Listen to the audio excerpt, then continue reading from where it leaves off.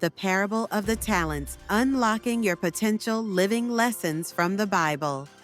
Have you ever felt like you're not living up to your full potential?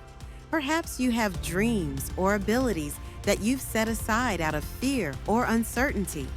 Imagine if you knew that everything you've been given is part of a greater plan. Today, we're diving into the parable of the talents, a story that challenges us to unlock our potential and live with purpose, i.e., the parable of the talents found in Matthew 25-14:30 begins with a wealthy master preparing for a journey. He entrusts his property to 3 servants. To the first, he gives 5 talents, to the second, 2 talents, and to the third, 1 talent. Each amount reflects the master's understanding of their abilities. In those times, a talent was a significant sum of money, equivalent to about 20 years of wages for a laborer. This wasn't a small task. It was a tremendous responsibility. The first servant immediately invests his 5 talents, doubling them to 10. The second servant immediately invests his 2 talents into 4, doubling them to 10. But the third servant, gripped by fear, buries his single talent in the ground, avoiding any risk. When the master returns, he praises the first 2 servants for their diligence and faithfulness. "Well done, good and faithful servant." But when the third servant explains his actions, the master rebukes him, calling him lazy and wicked. His talent is taken away and given to the one with 10 talents. This story isn't just about money. It's about trust, effort, and responsibility. At its core, the parable of the talents challenges us to consider what we do with the resources, skills, and opportunities we've been given. The first 2 servants weren't just lucky. They took risks, put in effort, and embraced their responsibilities. The third servant, on the other hand, let fear hold him back. Think about the talents in your own life.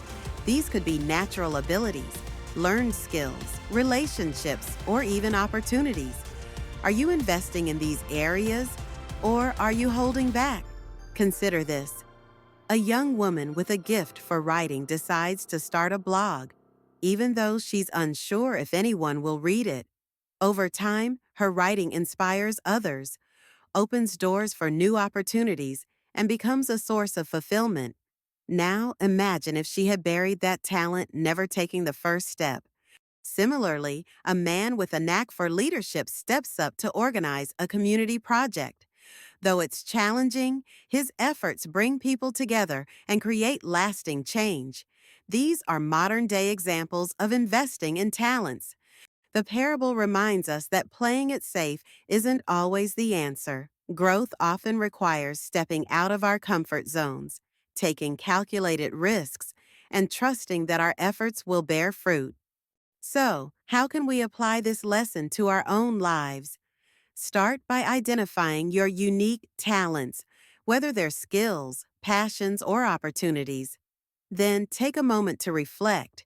Are you using them to their fullest potential? Evaluate. Write down your strengths and resources. What are you naturally good at? What do you enjoy doing? Plan. Set a goal for developing one of your talents. It could be taking a class, starting a project, or simply dedicating time to practice. Act. Take the first step, no matter how small. Remember, even small efforts can lead to significant growth over time. And don't forget the words of Colossians 3:23. Whatever you do, work at it with all your heart, as working for the Lord. When we dedicate our efforts to a higher purpose, the results can be truly transformative. The Parable of the Talents, Unlocking Your Potential. Thank you for spending time with me today to explore the parable of the talents. Remember, each of us has been given something valuable. It's up to us to nurture and grow those gifts. If this message inspired you, please like, share, and subscribe to Living Lessons from the Bible. And I'd love to hear from you. What talent or opportunity will you focus on this week? Share your thoughts in the comments below. See you next time.